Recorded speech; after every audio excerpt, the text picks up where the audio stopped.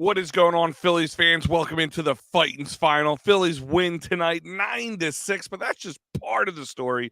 A lot of good news, a little, hopefully not big time sad news, but a little, something to keep our eye on going into it. But a lot of good news tonight.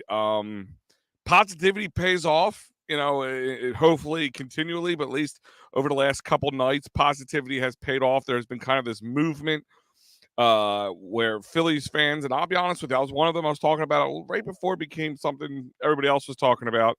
That the Phillies will, to show support and love for our man Trey Turner, our shortstop. $300 million, 11-year contract, who has, let's be honest, had a lackluster year, and especially as of lately has been, slumping at best, except for the last 2 days, and that's the last 2 days that this collective, this fan base had said, you know what, enough's enough. This man is struggling, but you can see in his eyes, he owns the struggles. He knows it's him. He's working hard, and it's paying off so far quickly, and hopefully it's a continued payoff. But we're going to get into that tonight. We're going to get into we'll break down the box scores. We'll break down the pitching matchups. We'll break it all down tonight. So welcome into the Phightins Final. As you guys know, I'm Big Al. You can follow me on Twitter at Big Al EOP if you would like, or just follow us at EOP Sports on Twitter. Just either one of them could be me. So check it out. But tonight was a big win for many ways. Big win. Kansas City, listen, they're 36-76. It's not, it's not a team that you're going to brag about beating, but this team still has plenty of fight in them when they look just so lost over the last few weeks. Certain games, it's just scary loss. But it is what it is. I hate saying it like that, but it's something that we have to keep our eye on. But it's something that this team could totally build off of. And it's all about building blocks and moving forward, keeping ourselves in front of in the wild card chase.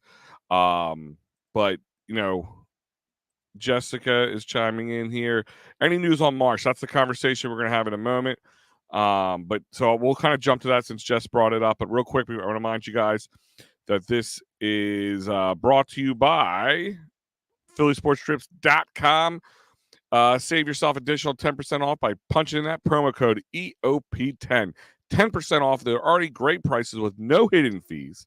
None. You will not get bamboozled at checkout. Trust me. No hidden fees. Check them out. Sherry'sTickets.com. The sports, concerts, theaters, you name it, they got. I don't care where you're at. Check them out. Sherry'sTickets.com. And use that promo code EOP10 often. So Jess brought up the comment, any news on Marsh? The only news we have so far is they're using the term contusion. So if you're not medically savvy, it's just a fancy medical word to say bruise, injury to the soft tissue, if you want to call it that. They said more testing will be performed before they give anybody a real diagnosis. But for those who might have missed it, Brandon Marsh was making a play in the outfield, trying to make a play at the wall. Kind of when he jumped up, his arm, right arm in the air, his left leg, knee was up, and he looks like he kind of clunked both knees. On the wall, but it looked like on the harder part, maybe there's a pole underneath, so not a lot of give there. He fell to the ground and just struggled to get up. Finally was assisted up and kind of helped off the field and helped down the stairwell out of the onto the bench and to the back. So, nothing you want to see, especially from Brandon Marsh, a guy who has been playing like he has, hitting like he has. So it's something. This is the part I said maybe there's something to keep your eye on. Hopefully, nothing to worry about. As of right now, they're using the term contusion, which is bruising, swelling or injury to the soft tissue. So hopefully that's all it stays at, but they will do more testing. So hopefully we'll know more by tomorrow.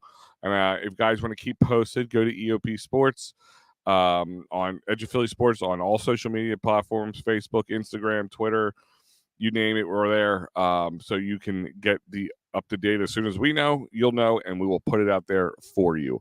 But yes, that is the only news we have right now, Jess, on Marsh. That is the one thing that that was not that great that we took away from this.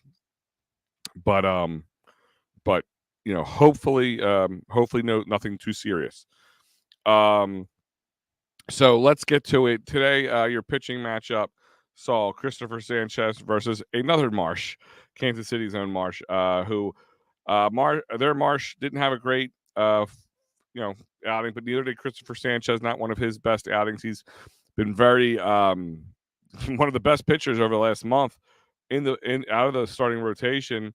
But today wasn't his finest. 5 innings, 6 hits, 6 runs, 6 earned runs, 1 walk, 7 strikeouts, and 2 home runs allowed. He was letting up the long ball a little bit tonight, but ultimately let up 6 runs. And the Phillies, they start off which looked like a pretty dominating start. Good, not dominating start, but a good jump off the bat with Alec Bohm with a 2-run homer after Kyle Schwarber was walked in the beginning in the bottom of the first, which hopefully you thought was going to be a tone setter for this. But we'll get into that in a moment, Jeff.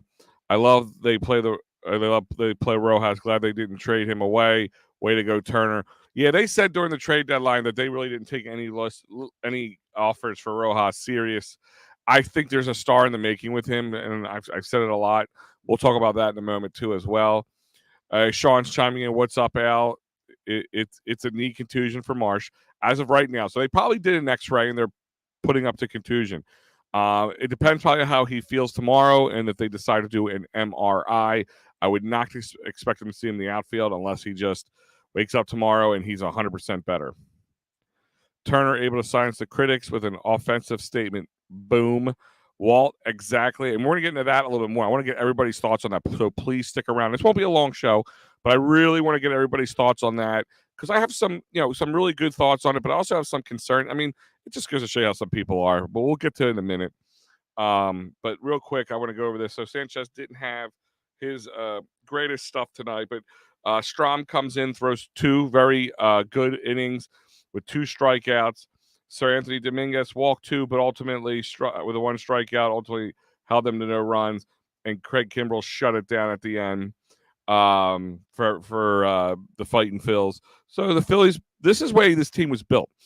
Sometimes the pitching's going to struggle, but these bats are supposed to bash their way out, and this is the way it's supposed to be. And this goes to show you when all the guys, the highly paid guys are playing well together, this is what can happen. Even when you're down 6 runs, you are not out of it. And this is what we need to see more of. We were lacking this Bash Brothers, bash your way out of problems Phillies, which we haven't seen for a while because the bats, outside of Stott and Marsh, and except for as of lately, Nick Castellanos, it's been awfully quiet. Harper, solid. Definitely coming into his own. He had a great game tonight too, as well. So let's get into this. Let's get into the scoring. Philadelphia Lumber Company. Well, I let's hope this continues. I'll buy stock in that company. So let's go through the scoring real quick. Like I said, Alec Bohm hits a 2-run homer after Kyle Schwarber got walked in the bottom of the first, making it 2-0 Phillies. The first homer that Christopher Sanchez had, he let up, I should say, Freddie Fermin homers to left center field, making it 2-1 Philadelphia still. In the third, Bryson Stott puts a little space in between with a ground ball to center field, and Alec Bohm scores, moves Bryson Stott to third, or Bryce Harper to third, but they're not able to capitalize anything further. 3-1. Brings you to the top of the fourth. Another home run, second of the night for Freddie Fermin for the Kansas City Royals, makes it 3-2. And then bring you to the top of the fifth, and not kind of like a Freaky Friday return, or not, or more like a carbon copy of what happened last night. Blanco singles on a soft bunt and scores Samad from third base, and ties the game up 3-3. Then that brings on, and this is where the top of the fifth. This is really where Sanchez kind of falls apart. Garcia singles on a line drive to center field. And Blanco then scores Blanco moves to third. Drew Walter scores. Bobby Witt Jr. grounds out to shortstop, but Blanco was able to score from that, making it 5-3. And then Garcia steals third base, and then there's a throwing error by JT Realmuto, allowing him to score, making it 6-3. And that old sinking feeling started to happen for us Philadelphia fans of like, uh-oh, another bad team, not a series we want to lose. After losing last night, you would hope this team would come out on fire. But this team did really, really kind of not let themselves down. Like, I got to give them credit. Bottom of the fifth, Bryce Harper starts it off with a 2-run homer, scoring Alec Boehm in the out process, and bringing this game back up to respectable 6-5, just 1 run behind. And then bottom of the sixth, this is where the magic is. We're going to talk about this in a moment. Trey Turner. He homers a 3-run jack, giving the Phillies a 8-6 lead. And it just kept going from there. I said we're going to get into the facts about the whole, getting behind our guy, and which this team, like, I'm really proud of this fan base, and we're gonna get to that in a moment. And then that wasn't it for Trey Turner tonight. Trey Turner also doubled in the bottom of the eighth, scored JT Realmuto, making it 9-6, which would be your final score and the W for the Phillies. Also, he had some great defensive plays as well. He just looked like the Trey Turner that we were sold when this originally happened, that we saw in the World Baseball Classic. So hopefully this is something we're going to build off of. Let's see. Steve Connolly chiming in. Nice win today. Need to take series tomorrow. Time to bench Schwarber for a day or two, then drop him in the lineup. We have seen enough of Jake Cave in the starting line. Have we seen enough of Jake Cave in the starting lineup? We're going to talk about that too. That's going to be kind of part of my Trey Turner talk with you guys. But real quick, before we get into all of that, this is where I'm going to want you guys to really chime in. I remind you, this is brought to you by PhillySportsTrips.com. They have a London trip, so go out and put your deposit in at PhillySportsTrips.com. June 6th to the 12th of 2024. Phillies will be taking on the Mets in London. I think that'll be an awesome time. I've never been to London. It's a place I've always would have loved to go on to see a game, or when the Eagles were out there. I know Philly Sports Trips was out there for the Eagles one years ago. So why not jump on board and do it right? The San Diego trip, last chance, guys. I think this might be the last weekend to sign up for it. So if you have any thought of going to San Diego with PhillySportsTrips.com, do it, and do it now. So check out PhillySportsTrips.com for that and all the Eagles away games and so many more. PhillySportsTrips.com. So we're gonna get into this. We're gonna get into the Trey Turner talk. I want to real quick, because I might have somebody here who might have popped on. I'm not sure. It looks like Joey Marks here, but give me a second. Joe, if that's you, I'm gonna let you come on in a moment. So a little impromptu Joey Marks today. So we were going to find out what he bought. I'm sure he has a lot to say about the Trey Turner situation, which we're all going to talk about. But your box scores for today is Kyle Schwarber was 0 for 4 with a walk, 1 run, and a strikeout. Boehm was 2 for 3, 3 runs, 2 RBIs, and a walk. Harper was 3 for 4 with 1 run, 2 RBIs, and a strikeout. Castellanos was 1 for 4, 1 strikeout. Stott was 1 for 4 with an RBI and a walk, or a strikeout. JT Realmuto had a good game today, 2 for 3 with 2 runs scored. Marsh was 1 for 2 before he left the game. Unfortunately, Rojas took over for him, who was also 1 for 2 in a run today. We're going to talk about him a little bit too, guys. I'm really falling in love with this kid, Rojas. I know it's a little early to gush over the guy, but I'm doing it, and I'll tell you why in a few. Trey Turner, 2 for 4, 1 run, 4 ribbies on the night. Of course, that 3-run jack and the double that gave you the 4 ribbies. JK was 0 for 4 and a strikeout. The total line was 9 runs, 13 hits, 9 RBIs, 2 walks and 5 strikeouts. So the strikeouts were lower too. So that's another thing. The strikeouts sometimes can be the difference between this team struggling and not. So I'm going to bring on Joey Marks here. Just give me 1 second, guys. There he is, Joe Marks. Good evening. I wanted to just pop on, and I won't stay too long, but I needed to pop on after the kind of game that I just witnessed, because I know that you said earlier that we all had that feeling in the pit of our stomach, and it went from that feeling in the pit of our stomach to that feeling, and I want to get your feelings and everyone else's feelings on. It felt like October baseball. It felt a little like it did last year, where some magic happens at the bank sometimes, especially later on. And I mean, Tom McCarthy said it. Not one person left that stadium because they could all feel that magic. And I get it. This morning, Frank Finnegan said he doesn't feel it. He doesn't think that this team could get past the first round.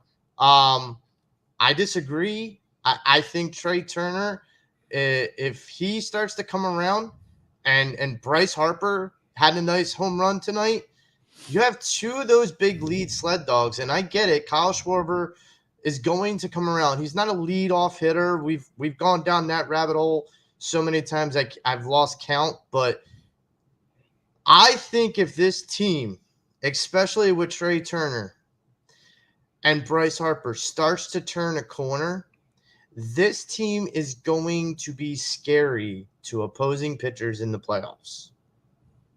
Yeah, no, I mean, and you're absolutely right. Very much playoff atmosphere. I don't care if you were listening to on the radio or watching it on TV. Everybody was standing up the entire time. It was loud. It very much so did have a playoff atmosphere. And it kind of gets into the conversation. I want everybody here to chime in on the chat, as well as Joey. I'm glad you're here so we can have you chime in with me. There was a lot of hubbub made about this Trey Turner love fest. Like go out and just love him up. Kind of like somebody before that people didn't really get along with, but he says he's going to love him up. But he, it so far early on, it seems like it's working. Last night he wasn't the greatest game, but he was good. He had a hit and an RBI to start it off, but today a 3-run bomb as well as a double with an RBI and some defense and looking good defensively as well. My personal, and I said this last night when I did the post game show, and I continued my stances. There's nothing wrong with this, and actually, there's something very right about this, because for all the grief and for all the bullshit that Philly fans put up with consistently, from batteries to Santa Claus and everything else in between, it's like we're good for people when we're the villain, when they need a villain, when they need that team that can make themselves feel better when they're down because this fan base. And I say something about this fan base all the time. This fan base is not nearly as bad as national media and other fan bases put out there. I mean, we saw a lot from it from the Niners fans in coming out like, we heard their media go, they're garbage people, they're garbage humans. I've never heard the Niners doing anything like this. I've heard people being shot at 49ers games, at Dodgers games.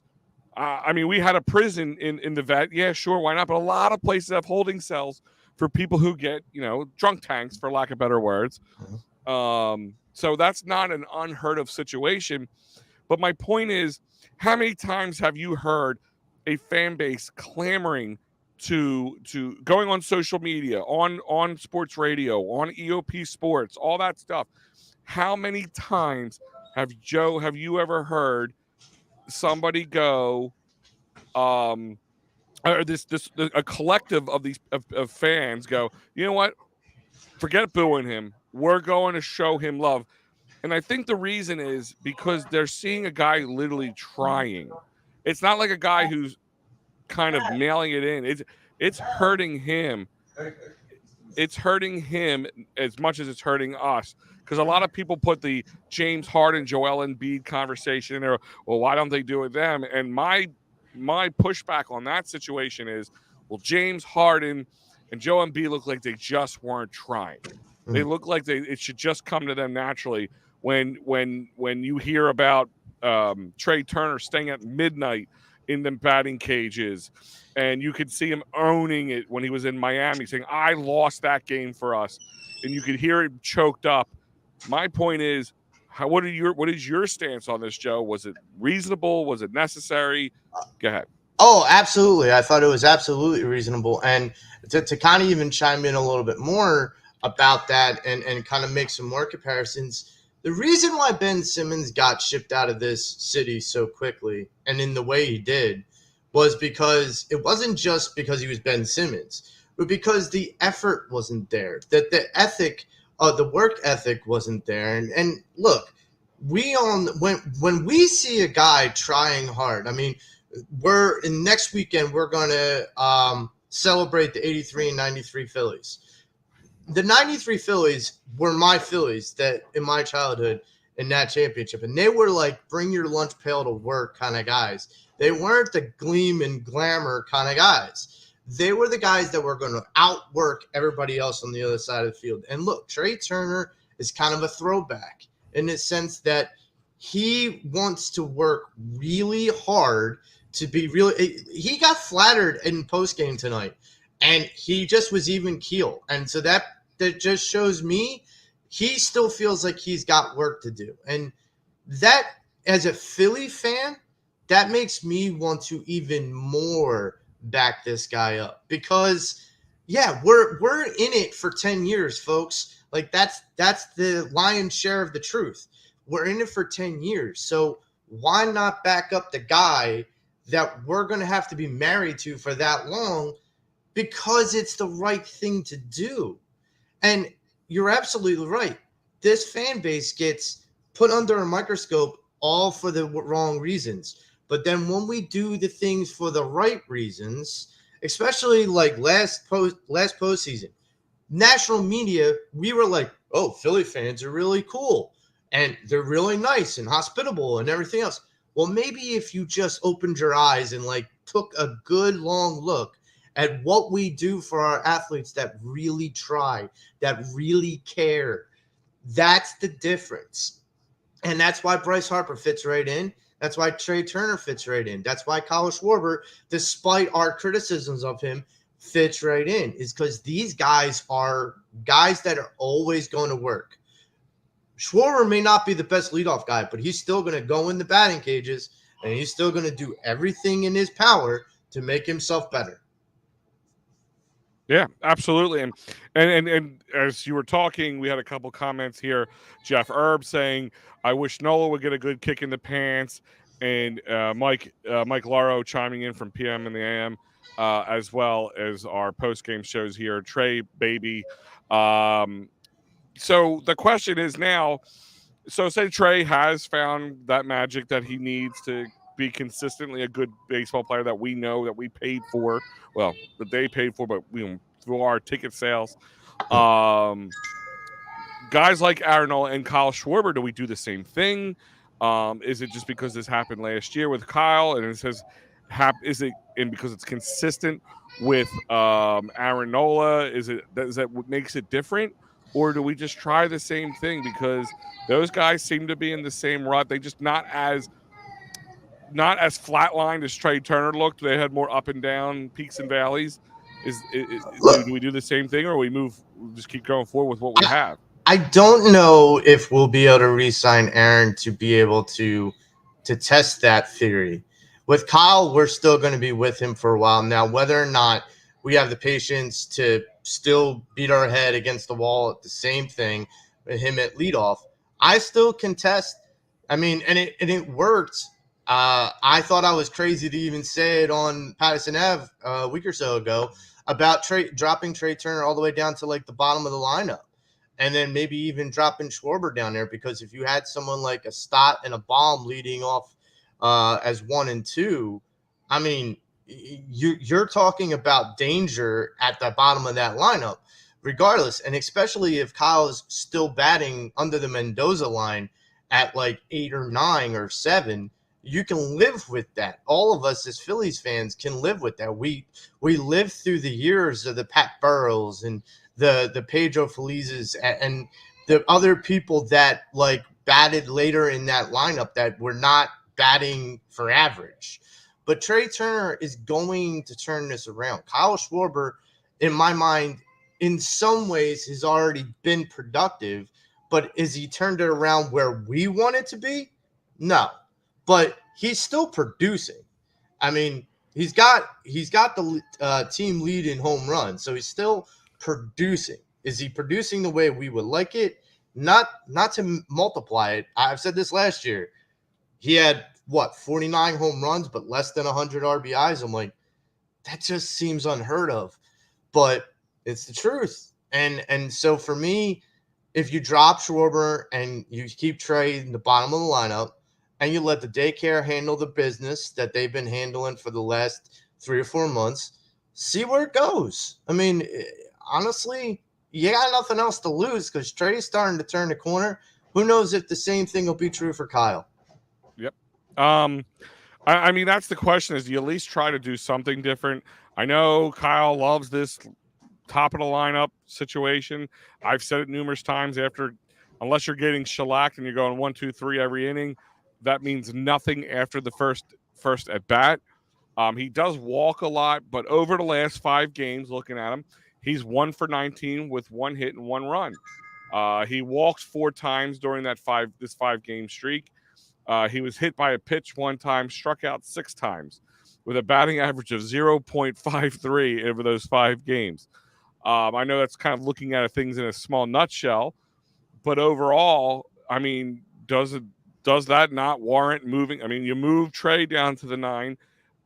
He still had a better batting average. Doesn't look like Kyle's in his head as much as Kyle was, but Trey's in his Kyle's in his head as much as Trey was, but does it warrant at least a move down in the lineup to maybe the 5 or 6 spot and move Bryson Stott to lead off until we know Trey's more consistent? Mm-hmm. I think so. I mean, honestly, I think the daycare, I think Stott and Baum, and I hope Marsh is okay. I think those guys have really carried the water for this team in the past months. And you could throw Nick Castellanos in there for every once in a while. Bryce Harper's starting to turn the corner. And yeah, it's going to be interesting. I really think that Stott and Baum at the 1 and 2 really doesn't hurt. I mean, because it's not going to hurt Stott. Stott's always going to be a guy that even if he's down 2 strikes, he shortens up and he really focuses down. You almost kind of want that from your leadoff hitter. You want a guy that even if he's in the whole 2 strikes, that he can still manage a hit or a walk or something. And if you have that along with Alec Baum, who's the leading RBI in the clubhouse, and then that's your first inning and what the pitcher's left to deal with. That's a lot better of a proposition than Kyle Schwarber. Okay. And real quick, before we get into it a little further, I want to give you guys an out-of-town look at the out-of-town scoreboard, and I also want to talk wild card picture with you, Joey. Right now, top of the 8th, the Mets are down 3-6 on Baltimore. Bottom of the 8th, it is tied 1-1 for a 1-1 San Fran and Oakland, but there's guys on first and second with no outs for Oakland, so hopefully Oakland can help us, knock San Fran down a peg. The Twins are walloping Arizona. Arizona, talk about a team that fell off. Losing 9-1 right now, just in the 6th inning right now. Bottom of the 7th, Cleveland is down 2-5 against the White Sox. Pittsburgh is up 2-1, top of the 8th. Over Milwaukee. Colorado is down 2-6 at the top of the 8th against St. Louis. The Dodgers are up 2-0 on San Diego, which pretty much is what you want right now because Dodgers mean nothing to us at this point, unless they're playing us. San Diego, we want to keep below us. It's tied 0-0. The bottom of the 1st in Seattle versus the Angels. Houston was a final meeting. Yankees beat Houston 3-1. Detroit, it's a final 4-2 win over Tampa Bay. Another team that's kind of fallen off after a dominant start. Atlanta lost to Chicago, which helps us in our division, but doesn't help us as much because they're not too far the playoff spot. Right. So they're hanging around just 3 games above 500. Chicago, that is. And Miami lost to Texas 9-8, so it's good for us. Washington beat Cincinnati 7-3, another good thing for us. Toronto beat Boston 5-4, and of course, we all know the Kansas City Royals lost the Phightins 9-6. So that is your out of town scoreboard, and that brings us to the wild card outlook here at at the Phightins Final on Edge of Philly Sports. Right now, we are 2 games above Cincinnati in the second spot for the wild card. The Giants are 3.5 games up, but if they were to lose that game, that would just make them 1.5 game or 3 games up. Cincinnati stays right where they're at with their loss. Miami's still a half game out looking in. Arizona's 1 game out looking in, tied with Chicago. Talk about the Cubs, because the big conversation during the trade deadline was, would the Phillies trade for Cody Bellinger? But because of not just us, but these other teams not putting any distance behind them, it allowed them to go, let's just roll the dice and see what happened. And right now, they're only 1 game out of first. Cincinnati or San Fran, or unfortunately us or anybody else decides to fall off and go on some losing streak, Chicago can creep themselves right into that wild card playoff spot. San Diego's 3.5 games, and then the distance really starts to come with Pittsburgh, or with the Mets at 7, Pittsburgh at 8, St. Louis at 10, Washington at 10, and Colorado at 14. Like I said, this is what makes games like last night burn us a little bit, Joe. Games that you should win, because now you have to win tonight, and you did, and you have to win tomorrow, which we could, to win a series against a team that's not even 40 wins into a season, well into over 100 games so far. So this is where the Phillies are, and Matty B roast my marshmallows on it all the time when I say this is who they are. But this is the way this wild card spot's going to look going forward. Am I saying it's impossible for them to possibly fight for the first overall spot? I mean, Atlanta would have to go on some sort of losing streak, and the Phillies would have to go on a really high winning streak on top of it. I mean, Atlanta's 6-4 over the last 10. Of course, lost tonight, like we talked about. But they would have to go a little bit more than that, and we would have to not be the same 6-4 over the last 10. How many games back are we from Atlanta? 6, 7? About 11. 11. Okay. Yeah. That's a bit insurmountable at this point. I wouldn't say insurmountable, but yeah, it makes the likeliness less than 11.5 games to be exact. The Braves are not the Mets, and that's for sure. The thing for me is, I feel like the position that we have to lock up and like put it on lockdown is that first wild card spot, because unlike last year when we were just squeaking into that third wild card spot and really didn't even have a home game in the first round, that first wild card spot does give us a home game or two at home. And so that, I feel like, is going to be a difference maker. This is another part of the oddity of this season. Last season, whenever the Phillies were at Citizens Bank Ballpark, it was like they were home and they understood it and they dominated. Now this season seems a little bit weird, because I don't feel as confident with just being at home. So even though I want the Phillies to lock up that number 1 wild card spot so they can have some playoff home games, and I hope for that magic that I heard tonight, the idea of having all those home games doesn't give me that, warm, gushy feeling like it did last year. So my hope is that they lock up the number 1 and they go into the playoffs in that number 1 spot with a bit of a hot streak, with individual performances turning corners like Trey and Schwarber and Harper and stuff like that. And I get that the people out there are probably saying it's highly unlikely that Reese is going to be back before October, but I don't know if that's completely inaccurate. I think that there's a chance he could be a DH. I don't think he would ever touch the field. I think he would DH. And I think he might DH in like a position or a pinch hitter in a position where the game could be on the line. Sure. And that could be a nice weapon to have off the bench. If anything, it's a nice guy, a voice in the locker room. Yeah, and I mean, it really does matter. I mean, the odds of him coming back and playing before the last week in September is pretty slim because it would be 6 months about that time in the last week of September that he had surgery. I believe it was March 23rd was the exact date of his surgery. So, September 23rd would be 6 months, and that would be a pretty quick, resilient return.